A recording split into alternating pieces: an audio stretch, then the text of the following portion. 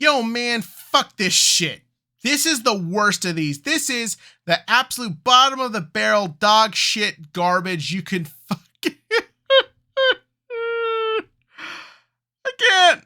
I can't win this one. I can't. It's so fucking funny. Hello, everyone. I'm that guy who hates isekai. Yeah, I've never hidden this. I've always been up front. I absolutely despise isekai. Even the isekai I really like, I kind of hate. So when I saw that, hold on. This title is truly incredible. Failure Frame, I became the strongest and annihilated everything with low-level spells. The longest anime title I have ever seen, because of course it's just a dumb light novel adaptation where you need the long title because you need a plot synopsis to get anyone to pay attention to it. And of course, it just tells you it's the same as all the other dog shit you've watched. So, yeah, for context, this is just another garbage isekai. Like, just bottom of the barrel. You know exactly what it is. But it looks so bad. The story is so dumb. The character animation is so wonky. But it takes itself so seriously. So beautifully convinced it's the greatest, most unique thing in the world that it was just beyond funny. And I would like to share for you the beauty and the perfection of why you should watch Failure Frame. So let us begin with where this work of art starts. With generic wet blanket self-insert protagonist on a school bus being bullied by the most goofy-looking anime bullies I've seen in something that clearly wants you to take this seriously. But yeah, he's being bullied, and the minute you hear the teacher say, "Stop, because if he kills himself, it'll make things complicated," you know what you're in store for. This is dumb edgelord bullshit that thinks it's like saying something profound about the human condition. What is it trying to say? God only knows. But yeah, him and his entire school bus of dipshits get isekai'd, where they meet a goddess who is trying to come off as like a good, cool, pure heart goddess. But she's not. She's not. And like, the performance, the way she's drawn, the way she's presented, it's so fucking obvious she's the villain that you can't help but just crack up. She's clearly an evil psychopath, and the show doesn't understand what the word subtlety means. So just like every scene of her is just might as well have giant like neon lights going, she's the bad guy.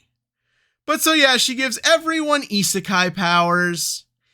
And when our main character gets his power, it turns out he gets a low-level one, so he's sent to the dungeon to die. But the problem is his power, which is the ability to paralyze anyone he points his fucking hand at, is of course naturally super overpowered and would clearly be incredible to anyone. And the only reason it wasn't useful was because of the exposition machine saying it is. Yeah, why should you show us what makes a power good or why his sucks? Nah, just explain it. No one watching this is intelligent enough to interpret visual imagery. So yeah, he gets sent to the dungeon where of course naturally he just gets himself out in like, what, 2 to 3 days, I think he said? He's got a magic bag that also gives him all the food and water from the real world he wants. So like, what's the point? What is the problem? What is the narrative stake? Why should I really feel bad for him? The show answers none of these questions because there is one overarching theme with this guy. He is a power fantasy. You are supposed to look at him, want to be him, and so therefore he can't go through any actual like real trauma or abuse during the show. He can have his like sad backstory, but he needs to always be like super cool and super powerful and getting everything he wants, because this is all about you looking at him and keep reading because you need the fictional release of how you're so cool and the world just doesn't get you, man. But yeah, so then of course it goes exactly how you meet. He meets his super hot waifu who has like really massive boobs, but a build and frame that doesn't really work with them, so it looks really awkward at times. There's of course got to be a lolly and a furry and a myriad of other small creatures to be used as mascots and to make merch out of. And it's just 12 episodes. It ends up being just a road trip show where every episode, his hyper intelligence allows him to outsmart and outwit more people he'll just kill. Why? Even though they do nothing to establish that he's intelligent, is he like this? Because isekai, and that's it. And it's very funny, and every scene is taken seriously. It does not matter how bad a scene looks, rather it's from the horrible CGI backgrounds to the weird CGI character models that just come in and out of scenes with no rhyme or reason. This show takes itself dead serious and believes it's the most intelligent thing you have ever fucking seen. And because of this, it is genuinely funny. And I mean, what's the harm in checking it out? It's obviously just going to come and go, made no impact on the anime community, and in no way, shape, or form leads to a problem. Wait. What? How popular was this? The 5th most popular anime of the summer season? Which means all the good shit people could have watched instead. Chances are they probably didn't. Okay, now actually fuck this shit.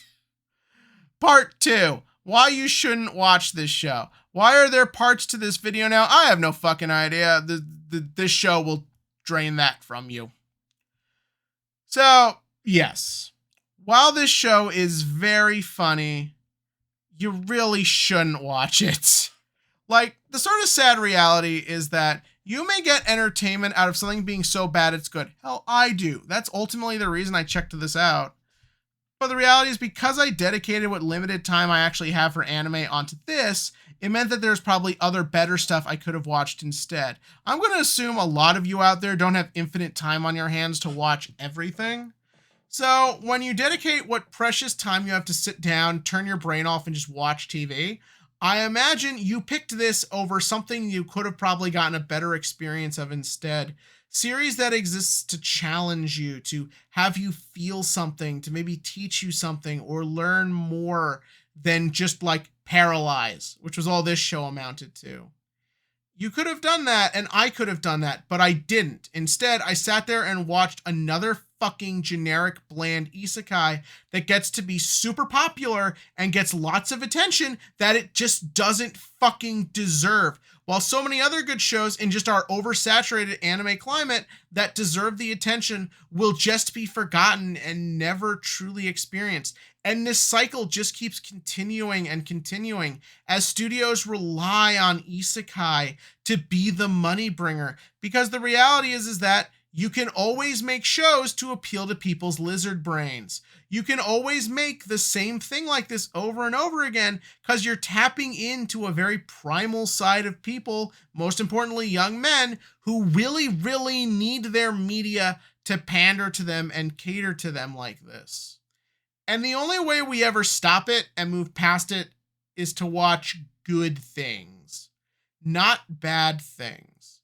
This show never tries to be anything more than a power fantasy. One of the worst things about this show is how everyone wants to sexually assault the main girl.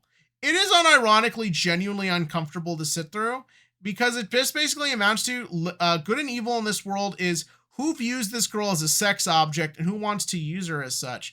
That's not good female character writing, but above all else, the show isn't actually trying to say anything about the state of women or fighters or anything like that.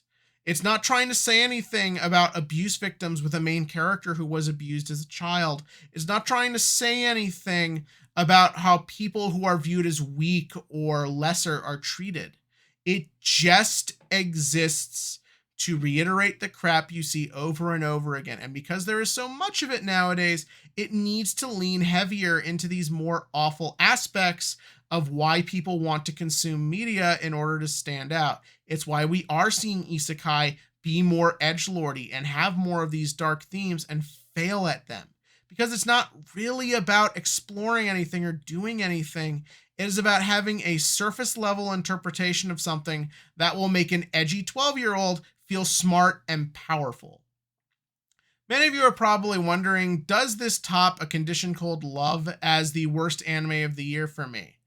Honestly, not really. A Condition Called Love was bad because it should have been good and wasn't, whereas this was dead on arrival. You expect me to believe any respected director or anyone with an ounce of dignity was going to put any effort into this?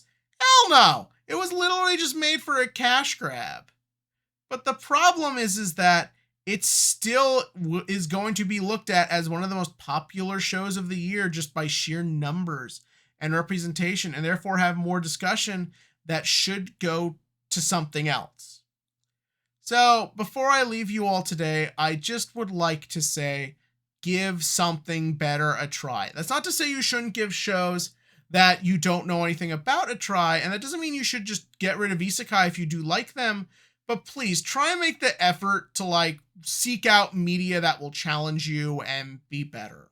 Hell, I'm liking ReZero Season 3 a lot more than Season 2 so far, so anything good can come from anywhere. But that's why you need to go out and seek things that are different and new and unique, and there are always going to be anime options out there for that. So go check it out. But yeah, in the comment section below, give me your thoughts about this episode, about this show. If you unironically liked it, okay. If you didn't and you hate watched it like I did, chime in the comments below what your favorite part of the hate watch was. Mine was, nothing was going to top the suicide joke in episode 1, which I imagine would make many people uncomfortable. But yeah, give me your thoughts about that below. And as always, click to like, click to subscribe, and join me next time where I promise we'll talk about something positive.